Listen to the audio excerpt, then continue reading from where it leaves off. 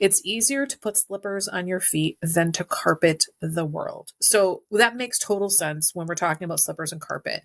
The world has sharp, jagged edges. Wouldn't it be nice if we could put a nice cushy carpet on it and never stub our toes? But that's ridiculous. It's a lot easier to just put slippers on your feet. So what most of us try to do is we want the world and people, places, and things to be the way we want, and we try to control them.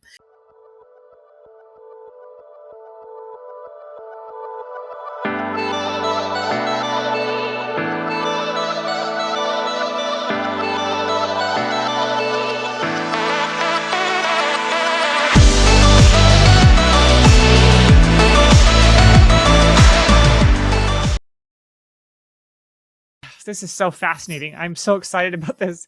And it really is. It really is interesting because it sounds so similar to IFS. Like it really sounds, because there's, that's like how emotional dysregulation occurs is when parts of you step in to do jobs that don't belong to them.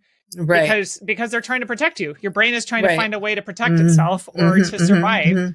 And I think one of the things that came to me as you're talking about this is when you're going through the healing process, the recovery process, you become very emotionally vulnerable. I don't know if that was your experience, but that was definitely my experience. Oh, yeah. I hit bottom with, I hit bottom with sugar because of that. We were like opening, the way that my brain imagined it was like doing like open heart surgery. Like if somebody goes into open heart surgery, you've cut open the body, exposed the vital parts of your body. The environment has to be totally clean because there is so much risk for contamination. And I did not understand boundaries until I started going through trauma therapy. And that was when I first started to understand, like, I have to protect myself because I am extremely emotionally vulnerable right now. And I have to make sure that I protect myself. And it was the first time that it was easy for me to say, nope, like, you don't get to be part of my life right now. Like, we're not doing that right now, because I recognized how vulnerable I was. And so I wanted to ask you about, because when people are struggling with these things, I think there's also a risk of falling back into unhealthy boundaries. You know, there's the risk for codependency because those parts of us surge forward and you're like, no, this isn't safe. No, we need to keep doing this. You know, when you talked about yourself becoming a chameleon, I said that out loud when I was a girl. You know, I'm like, I'm a chameleon. And it was like this brag, like I can fit into whatever group I'm in. Oh, yeah. I didn't understand till later. That was a cope. Like, that was a coping mechanism I developed because of the trauma from my childhood. Right. Yeah. So I want to talk about boundaries now, because that's something that people who struggle with mental illness really struggle with, healthy boundaries. And there's so much information out there that is misleading or misunderstood. You know, people are talking about boundaries. And I think a lot of times people focus on boundaries as like, no, you can't do this. You can't do this. And it distorts.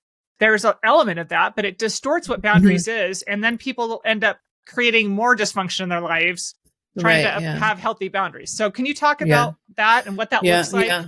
Yeah. So I would say, you know, like my guess for most people, less than 1% of boundaries are just saying no to something. Like your boundaries are for you. They're not against other people. Yeah. The most impactful boundaries that I learned to set were what I call boundaries of self-containment. So these are things that I needed to stop doing or contain. And because I didn't know how many things I was doing to metaphorically lob bombs into my own life. So I'll give you a couple examples of boundaries of self-containment. So some boundaries of self-containment only affect me. They don't affect anybody else. Nobody knows about them. So negative self-talk, right? It's like I did a lot of work in my late 20s. I thought I cleaned up the negative self-talk. Nope. I didn't know that I ruminated. I didn't know that I catastrophized until I got in recovery. So as soon as I detect that is going on, I need to contain it. And that is like, for me, I don't really think I ruminate anymore. Catastrophizing, most difficult job in the world to stop doing. Like, to me, the hardest part of my life is not catastrophizing. And it's way, way, way, way less than it was. But it's my job and no one else's job. No one else can help me with stopping that. So I need to contain that. So that's an example of a boundary of self-containment that only affects me.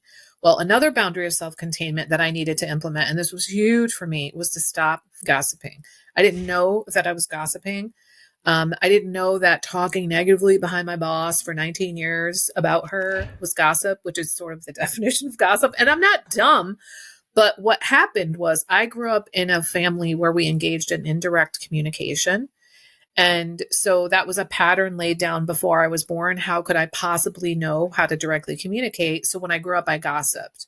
So luckily, I learned that in recovery. Like, it's not you're a piece of crap and that's why you gossip. It's like, this is all you know. I have to stop doing it.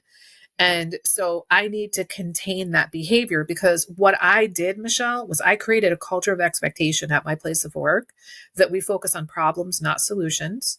We wait around for people to change rather than actually stepping in and doing something different. And we blame the boss for everything that goes wrong.